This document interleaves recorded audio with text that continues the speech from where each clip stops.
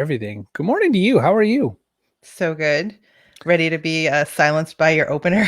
It's I was not thinking happening. today might be the day that I do it instead, but It's not happening. Listen, I'm excited today.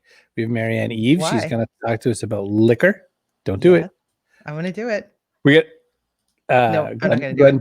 Yeah, I know Is you it are. Marianne means too much to me. You have to introduce the first I get it. master distiller of Kentucky bourbon since Prohibition. There, I got it out. First female master distiller since Yes. Prohibition. I was hurrying because I was afraid you were going to cut me off. I was going to cut you off. Yeah. Glen Poss is here. He's going to talk all about kind of a new roasting technology. What's really interesting of that is I just tweeted, hey, who on Twitter knows anything about roasting? And Glen's like, well, I've got this whole thing. And I was like, who would have known?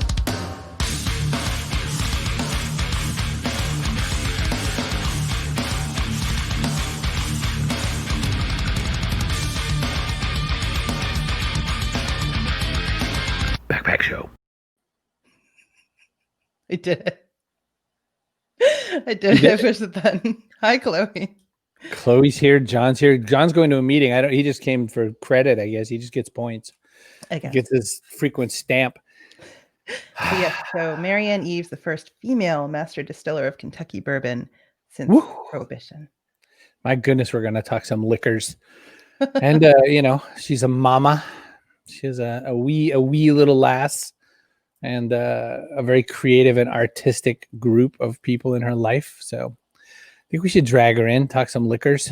And then, I'm not pushing it now. You just told me to stop touching it. Hey, Coach. Coach Scott Woodard just showed up. Hi, Marianne, what kind of person, I can't imagine you 9 years old. You've got a Care Bear in one hand and a My Little Pony in the other. And you say, I think I would like to make liquor, Mom and Dad. Oh my gosh, I wish that had really, really happened. No, I had lots of weird ambitions when I was a little kid. I was like, maybe I'll be a interior designer or a linguist or, I don't know, a truck driver. I wanted to be Wonder Woman. I know, right?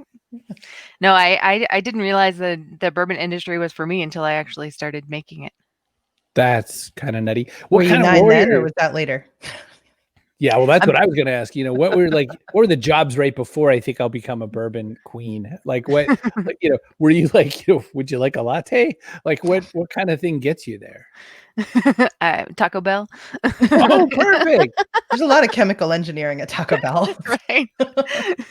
No, so being in the industry was my first big girl job. I like to say that. So I was in school, and chemical engineering school is no joke. So it's hard to hold any kind of serious job. So I had a bunch of service industry jobs, which I should say, I don't believe actually that that's not a serious job, because you should see the way some of these mixologists are creating beautiful concoctions, and they are chemists and chefs, and it's really, really wonderful. I was not one of those serious ones. I want to make liquor. Hey, listen, I want to shout out both Nancy and Donna, who hung out with me yesterday when I did my very impromptu thing when Janie Godley from Scotland brought her clan down on me like bricks. So Nancy and Donna said they might swing by today. Happy good afternoon. They're from Scotland, so they know all about Scotch. Janie is amazing. Check her out. She's so funny. Janie Godley. Lafroig Scotch is one of my favorites, which I know that Makers shares barrels with Lafroig, so that you get Scotch barrels. I mean, you get Makers barrels sent over to Lafroig to make their thing. So look at that. I know one whole bourbon thing. I think my table back there is made from a Maker's Mark whiskey barrel. I think that's the one. All right, Marianne, now that we've told you our bona fide, how much we know, we're so smart about this. We've used it all. How do you... I just had a weird thought, Castle and Key and all that. How do you know you're good at it? Is it a lot of people buy it? How do you go from kitchen table bourbon making to being a super killer distiller? That's a really interesting question. And when I first started at Brown-Forman, like I mentioned, it wasn't my dream my whole life to be in the industry. Even though I grew up in Kentucky, it really wasn't something that was ever I'm going to go work at a bourbon distillery like my grandmother did. And it wasn't a part of my family history or anything. So I had to learn on the job, and I would walk around and be like, hey guys, I don't drink, bourbon, and people would roll their eyes, be like, but tell me like what I need to do to learn how to like it, because exactly I need to know if I'm doing a good job or not. And if I can't even, taste it holding my nose, that there's a problem. So I eventually got on some sensory panels, and my palate developed really quickly. And it's kind of, first off, you're looking, is it defective? Do I have some like weird off notes? And then, you go through this process of just, is it good? Or is it clean? Or are people going to like it? And that's your palate. That's not like someone else telling you. Mostly, yeah. My boss was the master distiller of Woodford Reserve, so he had a pretty discerning eye as well. What's the environment like, as far as, your point about telling these fellas you weren't exactly into bourbon and they kind of snarl? First off, there's the whole, you're a female. Second off, you're angling for a job that's not given to too many. I shouldn't say given. No, there aren't any females doing it, which is why you're the first since Prohibition. Like, that means there's not a lot of ladies out there doing it. But then for them, like, is it a what's the word I want to say? Is there a lot of hazing? Is there a lot of that sense of like, you're no good, you don't understand taste? Because cooking can be like that. And I'm curious how that relates to what you did. No, it's interesting. So, when you start for a big corporation like that, you're essentially, your job is to keep making what they make good. Don't screw it up. So the real test will be when the product that I made for Castle and Key comes out, whenever they decide to release it, but I've gotten really, really good feedback. They were selling individual barrels, and even the clear White Dog coming off the still is uncommonly delicious. I might be biased, but but you think so. I think so. Well, Chris's mom is here, and she says sales is how you know it's good, and there's definitely something to that. Yeah, absolutely. So what did you do with distilling that was different than maybe what traditionally has been done? Like, what did you do that made them say, "Oh boy, she's new"? Yeah, I hear you. It's funny, I inherited this really historic distillery at Castle and Key, and the roof was caving in, the windows were caving in. If y'all don't know about Castle and Key, the Scots will appreciate this. It's a castle. I mean, it's not like a Scotland historic castle, but it's in that flavor, I might say. As the guy who built the place, he was a showman. He wanted to build an experience, and he was inspired by, the European castles and distilleries.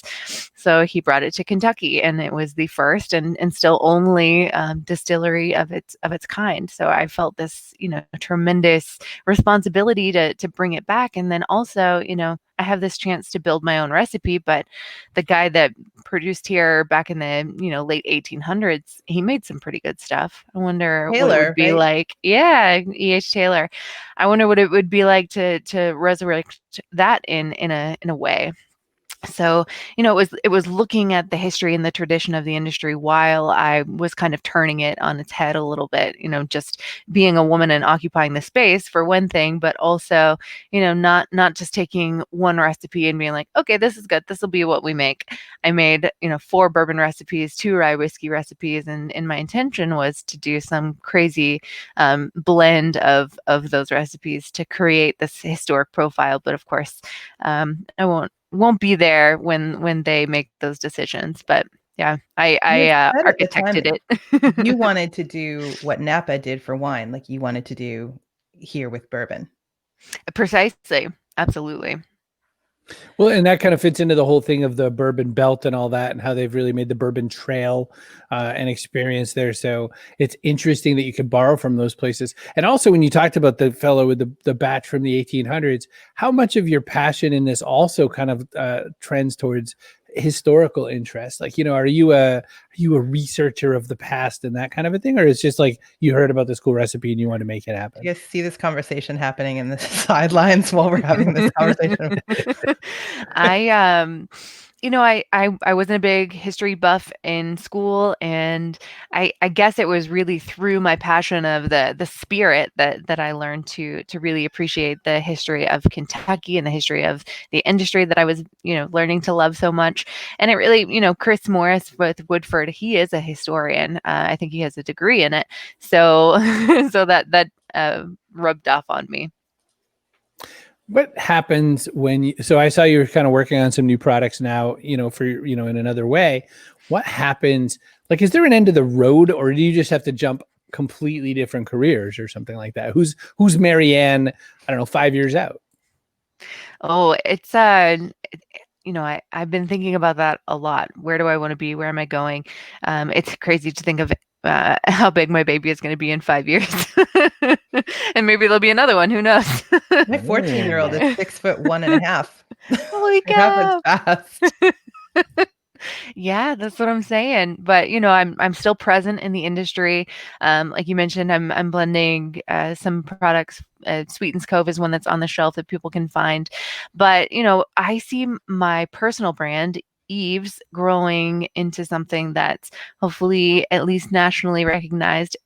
I feel like there are people, like small pockets of really nerdy bourbon enthusiasts that know me all across the world, but that it's small. I mean, I'm not like Peyton Manning big or anything, but I see myself, really standing for something in the industry. When people pick up a bottle, maybe one that has my name on it, they'll be like, yeah, this is probably going to be good. That's interesting when you just sort of dropped it and said about my brand Eaves, and then I thought Eve, the first woman, so to speak, biblically. Hey. Like, it's a branding thing. Eaves, we ladies like liquor too. Here's something, like there's some meat to that. I was thinking about the female distillers that were around during Prohibition, and I'm like, were they ladies? I don't know. Picturing a backyard, operation in a shed. I've got some great historic photos of lady bootleggers and moonshiners, and she'll just be sitting in their underwear, but their underwear is like chin to ankle, but with a big one of those, what is it? It's a ceramic jug of moonshine or something like that, just kicking it back. I love thinking about that. So like women were the face of Prohibition, with their like frilly dresses and their hats and their signs and stuff. And then at the same time, there's other women brewing in the back. And guess which one I would be? I was just going to say, Kara, I know what team you're on in this fight. Yep. Kara came in also from Fife in Scotland. I love having my whole Scottish contingent here on a day where we're talking about coffee and bourbon. I mean, this is not a bad day. Nancy, your bad influence on Carol, who's never been this inappropriate before. That's a lot. Chloe, also Scottish. Chloe, have you met Kara? They're neighbors practically. Nancy? They've walked dogs. Everybody in Scotland.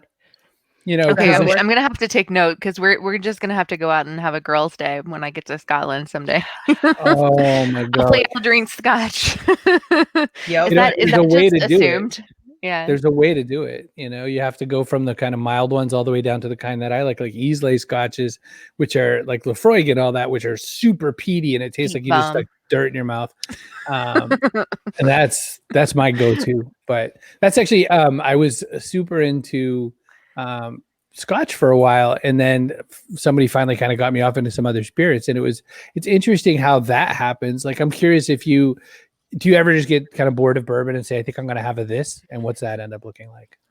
I drink beer a lot, and I think I found a lot of the folks that I was working with at Brown-Forman did the same thing. It was almost like everybody in the R&D group, which they were mostly men, but on Friday, about 4:00, the week's winding down, they would be sitting in the break room and pop open a beer and what did I say, crack it open, or we'd go out to a local brewery and hang out. And I always found that was like great for networking and also bonding with the team. But maybe I just carried on that tradition from Brown-Forman. But I think I've always been kind of a beer drinker, but it's it's fun. What's happened in the craft beer industry is definitely now happening in the spirits industry. I think that's true. Chloe wants you to come and visit. Yeah. And Nancy wants to know, being a gin lover, is there any chance you're also distilling gin?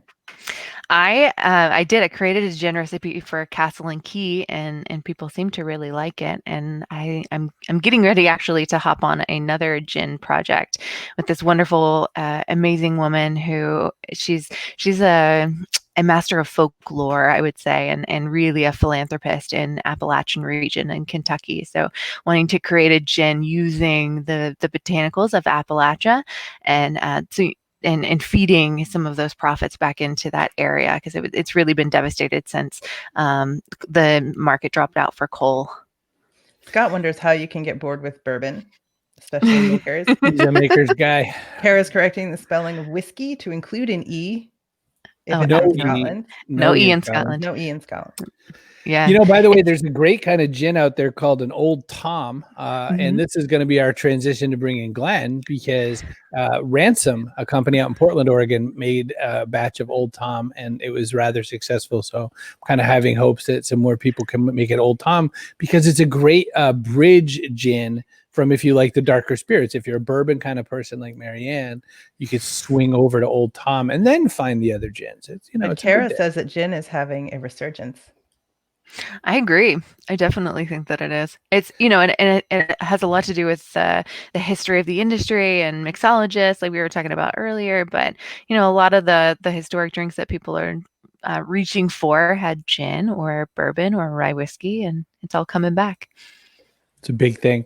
So look, we can find you most easily, we were told, on your Instagram. Or we can go to marianneeaves.com. And there's some products of yours hitting the shelves soon and also in the future. That's so cool. Early in the day to try them, but soon. Thank you so much, guys. If you can stick around, do. And if you can't, don't. You can sneak out the back. Who knows? I'm a big fan of the Irish exit. You can sneak out the distillery exit in the back. The distillery exit. Hold leftover from Prohibition. Glen Poss. So I had asked Glen, I'd asked Twitter in general. We have a priest hole in the back of our house where you can hide things that you don't want people to find. Things. Yeah.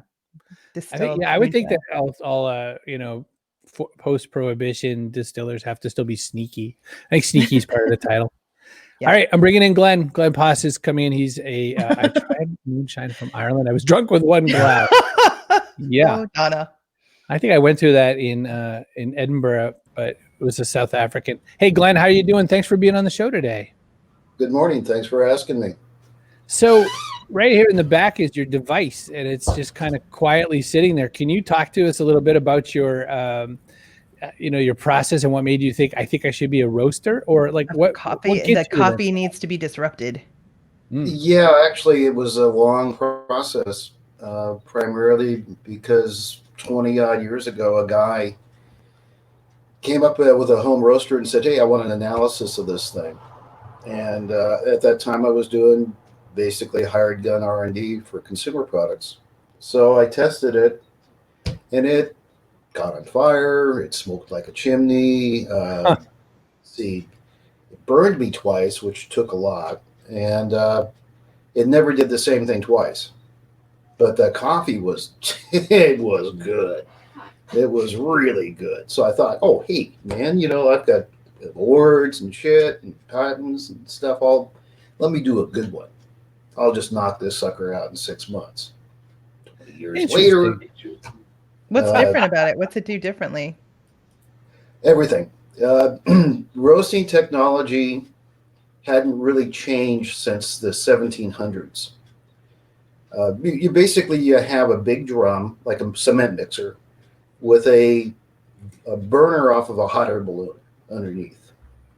And you shovel the green coffee beans in there, and you spin it, and you run the fire, and you kind of look at it, and you sniff it, and you go, well, that's done. That's the newest one started in the 20s.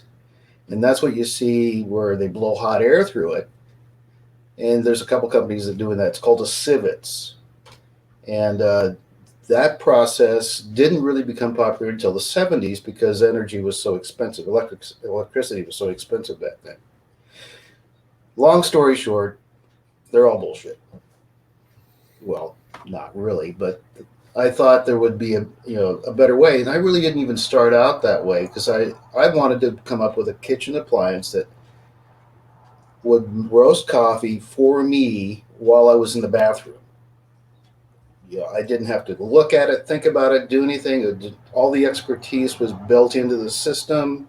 It was just like having a master coffee roaster in my kitchen that I didn't have to pay for. So that's what took so long, because I literally had to invent a new way of roasting coffee. So we're going What's to do that right what's now. different about it though? Like how Yeah, does what it makes it a new different? way of roasting coffee? What's the can't- crux of that in a sentence? I can't tell you in detail because of well, Pending it has patents to or some do sort of by deal? patent applications. Okay. Got it. We are patent pending in the United States. That's good. But since you guys reach out all over the world, Right. I can't close everything because we are not patent pending yet in the EU. Got But it. what's the difference in the taste? You could at least tell us that. Like what Okay. makes it better? First of all, we're going to take and crank this sucker up because it's pretty Okay. stupidly simple. You would take and scan the packet, goes beep because there's an RFID chip in there. What happens is this. Every coffee that we pull in to the system gets sample roasted to 20 different profiles because coffee, unlike everything else, how you roast it is how the flavors are developed. So it's not like A or B, it is A through Z. So how do you feel about cold brew? Some people say, yeah. Cold brew is just, all that is low acid. Cold brew is nothing special. That explains Cold brew is, yeah, we can get into that, but real quick, like a bunny, okay, it goes beep, you go, okay, there's 4 of the top, the panel that tastes it, which are not cuppers, they're just regular people, vote on which of the 4 they like the best. Okay. That aggregate is then coded into the RFID. So you open the packet up. Ooh, it's like consensus coffee. Yeah. No, what it is it's consensus on that point, but each individual taster writes their own review. So you can look up, let's say you like Chris's opinion. You like Chris and you or have very much the same palate. No, never haven't. But go ahead. Well, No, but anyway, yeah. Yeah, proceed. Well, So anyway, let's let Glenn okay. do his thing. So you rip the packet open, you put it in the magic Coffee cup. goes in. Cool. That looks like a tin can. Yeah. So retro. Now we close it up. Open the machine. We need a coffee and whiskey tasting. I don't know. You can have coffee and whiskey together, Chip. Like Irish coffee. Yeah, that's Coffee Royale. It's one of the best. It's Is that what they call it? That's what they call it in France. Royale. Yeah, Royale with coffee. So now it's roasting. And we'll just kind of ignore it until it's done. How long does it take? It looks like a little laundry machine, like a little washing machine. We have our roast profiles extend from as fast and hot, 3 minutes, to low and slow, which is 12 minutes. And that's end to end rather than. So you can have a quickie or you can take longer if you need to. Well, no, again, think of coffee more like what you're used to is basically brown. Not shades of brown, just brown. That's what you get. So, Glenn, let me ask you a question. That coffee that came out of there, is that green beans? Pardon? That coffee that just came out of there, is that green beans? Is that what you just put in those there? are green. These are green coffee beans. These happen to be Terrazoo from a lot number 2, and it was 2019. Okay. Chip likes to keep his coffee black and his whiskey neat. Back to coffee. Coffee is grown in 70 different countries. Every region within the country provides a different flavor. It's like wine grapes. Sure. How those flavors are brought out are in the roasting process. Interesting. And here's a real trick. Roasting is like baking bread. When you get bread right from the oven, it smells wonderful and it tastes spectacular. Even a day later, it still tastes really good, but it's not the same as it just when it came out of the oven. Well, with coffee, because it's so insanely profitable, you've never experienced fresh roasted coffee because why not? They are doing corporate, basically a corporate flavor profile. So the fastest that they can get bulk coffee to you right now is 48 hours. Mm-hmm. We said that's not right because, again, going all the way back when I first experienced this stuff, what fresh roast is like bread right from the oven if you're a master baker. Coffee roasters, they know what they are actually trained. I used to train these guys. Sure. And they are trained to follow a specific recipe and look for specific cues. Oh, Things What that probably something I did. are weird and wacky about the coffee industry. Kara Because wants to it's know what never- it smells like, Glenn. Like, does it smell like Um, anything now while it's roasting? Part of the protocol for building a kitchen appliance was to make sure that it didn't make any smell. Only until I opened that cartridge up, put it in the grinder, then you smell the aroma of fresh roasted coffee. Marianne tell says you that that- they're green beans and that you can have coffee and whiskey, but she would use bourbon. Yeah, we don't use. Nestle has a tech now that uses what's called partially roasted coffee before they throw it in their roaster in the cafe. We don't do that. Our coffee is exactly the same as we would buy it, or actually the grower supplies it after processing and puts it in bag. Glenn, So- Donna wants to know what you think of the coffee that comes in a bag, like tea bags. She keeps seeing them advertised online. No, you think that? Oh, only coffee that doesn't come in a bag actually comes in a keg, and that is Jamaican Blue Mountain. That is No. She means like tea bags of pre-made coffee, like That you you can put put in in hot water. Yeah, it's like I had a feeling it's you like would say the that. worst of the worst. Right. A, it's stale. B, it's the dosage is whatever it's. Can you choose the light, medium, or rich roast? Actually, this machine has 100 different profiles, of which we condensed down to 20 that we test. We suggest 4, of which there's light, medium, dark, and wide delta. But you can look on the website eventually and pick a specific person and look at what their review, what their suggestion was. Cool. Shelf life of green coffee. That's a really interesting one because in Japan, there's a particular cafe that they take and make they roast their coffee and sell it from green beans that are up to 35 years old. So the industry tells you, oh no, green beans have a shelf life. No, they don't. If they're properly stored, they actually get better. That actually makes me think wine of or how bourbon. makers. Yeah, bourbon. Like a lot of the other ones talk about their very long aging process and all that. And makers was something like we only like it between 4 and 8 years, and everything else isn't so great. So it's interesting. Jamaican Blue Mountain is a good coffee, but it has to do with there are so many different coffees, and there's so many different roast profiles, and each one imparts a flavor. So, and only the premise is this, unlike the industry, our premise is only you can define for you what is perfect for you.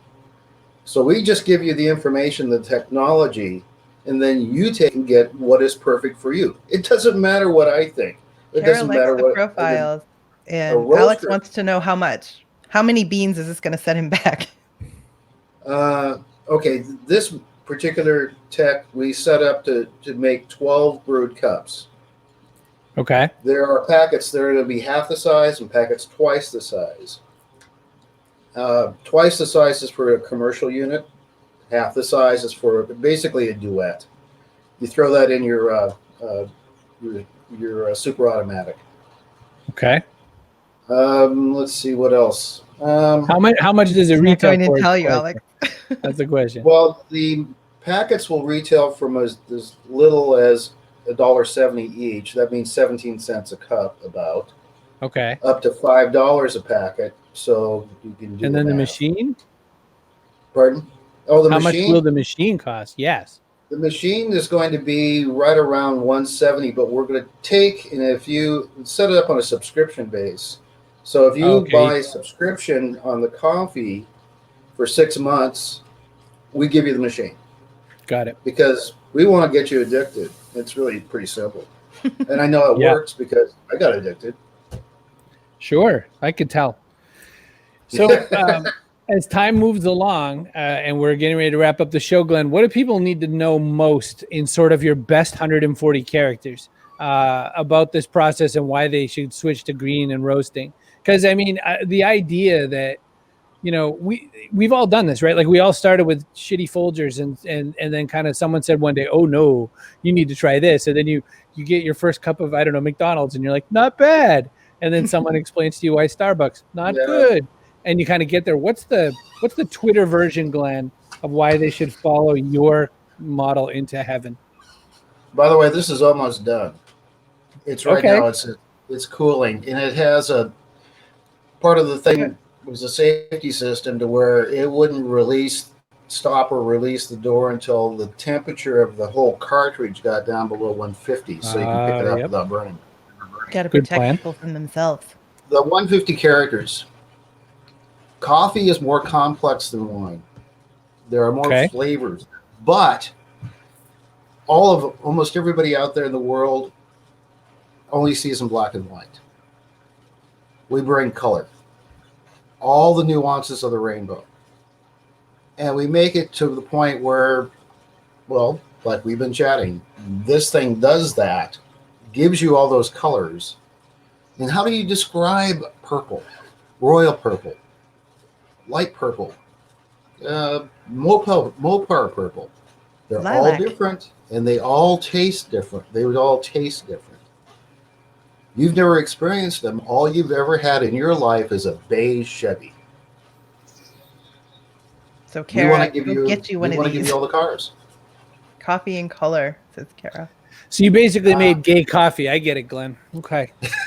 I like accepting and inclusive coffee. Let's get those rainbows going. I'm bringing Marianne back in because we're going to wrap Hi. up this little show. Hi. Just as Glenn's thing beeps. Hi. I try really hard to wait until you've run out in the other room, or like you get a finger up your nose. Or if you have the baby with you, like that's when you Just Chat. petting the cat. Okay, just wait a second. But like, Rob Hatch mentioned the question, what's the shelf life and all that? Because I can see Rob. Rob likes a good cup of coffee. Rob is a very systematic I'm gonna- kind of guy. All right, so there is. Hey, look, beans. they're roasted. Well, they're now. roasted, fresh roasted coffee. They're actually, you probably can't see it, but they're still steaming. Wow. And you notice that when I grabbed the But they cartridge, smell like something it now. wasn't hot. It's in fact, you can put it up to your face, which is part of the demo. So Oh, I see what you're saying. I wasn't like, I love this metal thing. You were saying No, you're not going it's to burn a- yourself on well, it. I Mhm, mhm. some of us, as Marianne knows, can pick up something really hot and not flinch. Right. But you put it to your face, you get burned. All right. Marianne, do you know that? Oh no, never mind. Well, I worked around hot steam lines all the time in the distillery, so Okay. I guess Oh, you maybe I did. grabbed onto one here or there. We had some comments right as we were transitioning over where people were saying how excited they were and asking about like the time, and Chip says there's a time and place for all styles and quality whiskey. People are just really excited about it. Absolutely. And apparently there is Edinburgh has rhubarb and ginger gin, which is I'm really all good. over that. I love rhubarb. So, gotta get That sounds ourselves amazing. up there. And Donna cannot drink moonshine, not even one glass. So don't invite her to your tasting. Make sure everybody remembers that one. Yeah. Well, that's important. So, I guess I should've- Marianne, did you have any idea when you were getting your degree that master distilling is where you were going to go with it when you were getting your degree? Is it chemical engineering? No, I really Chemistry. thought I was going to do biodiesel, renewable energy, something like that. And just got lucky and got that internship with Brown Forman and just fell in love with it. Could have changed the world, but instead you changed our bellies. I like it. That changes the world, one That glass changes at a the world. time. Right? Yeah. Some people tell me that bourbon's a renewable energy. So I it agree. renews your Check out energy. what's going on over there with Glenn.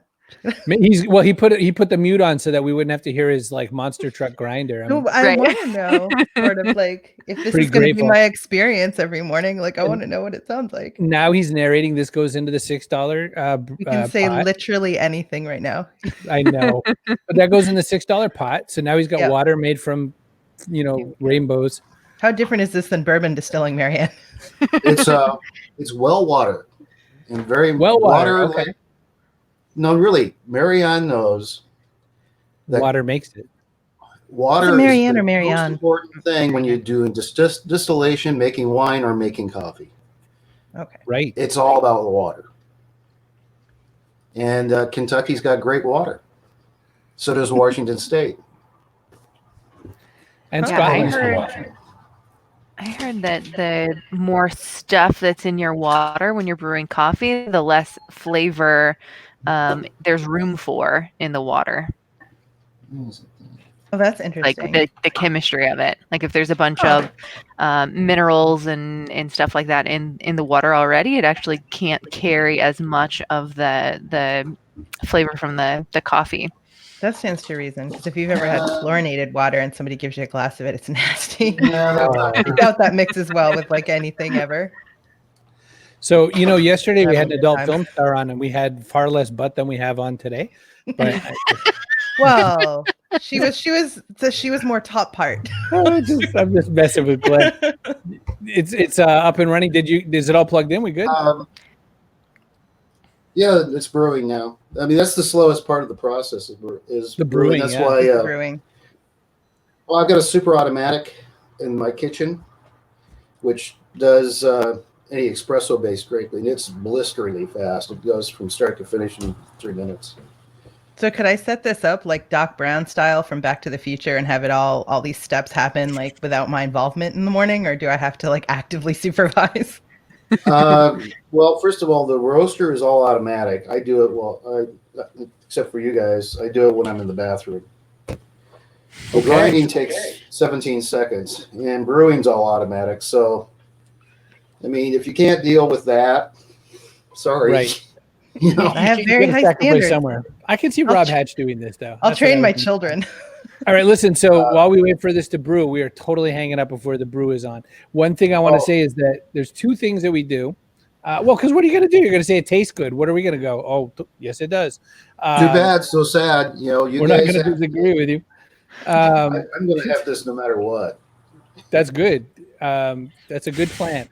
So at the end of the show, one of the things we do at the Backpack Show is we're looking for what is someone going to put in their backpack for the next 5 years, help them grow their business, help them grow their lives.